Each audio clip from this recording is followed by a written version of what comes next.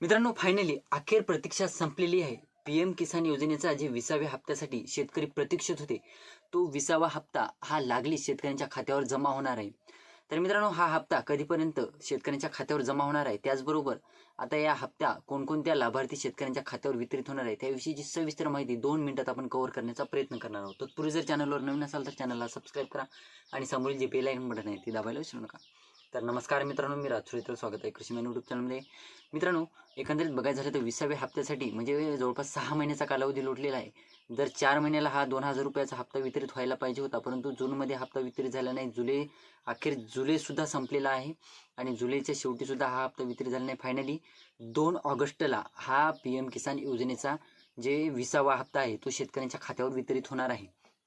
तर एकंदरीत बघायचं झालं मित्रांनो, ज्या शेतकऱ्यांचं फार्मर ID काढलेला आहे त्या शेतकऱ्यांनाच हा 20वा हप्ता वितरित होणार आहे, याची काळजी घ्यावी. जर तुम्ही फार्मर ID वगैरे काढलेला नसेल तर तुमच्या खात्यावर हा 20वा हप्ता वितरित होणार नाही. 2000 रुपये तुम्हाला विसरून जायचं काम आहे. त्यानंतर मित्रांनो, तुमचं लँड सीडिंग ओके आहे का ते बघून घ्यायचं आहे. त्यानंतर तुमचं DBT ॲक्टिवेट आहे का नाही हे बघून घ्यायचं आहे, जेणेकरून तुम्हाला 20व्या हप्त्यापासून वंचित राहायला काही प्रॉब्लेम येणार नाही.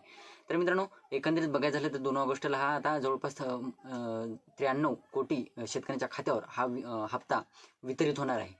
तर मित्रांनो, आता 2 ऑगस्टचे म्हणजे 2च दिवस बाकी आहेत. 2 दिवसात आता हा हप्ता शेतकऱ्यांच्या खात्यावर वितरित होणार आहे. फायनली ऑफिशियल वेबसाईटवर सुद्धा तारीख फिक्स दाखवत आहे 20व्या हप्त्याची. एवढे दिवस न्यूज व्हायरल म्हणजे न्यूज माध्यमांच्याद्वारे तारीख वेगवेगळ्या तारखी व्हायरल झालेल्या होत्या, परंतु मित्रांनो फायनली 2 ऑगस्टला हा हप्ता शेतकऱ्यांच्या खात्यावर वितरित होणार आहे.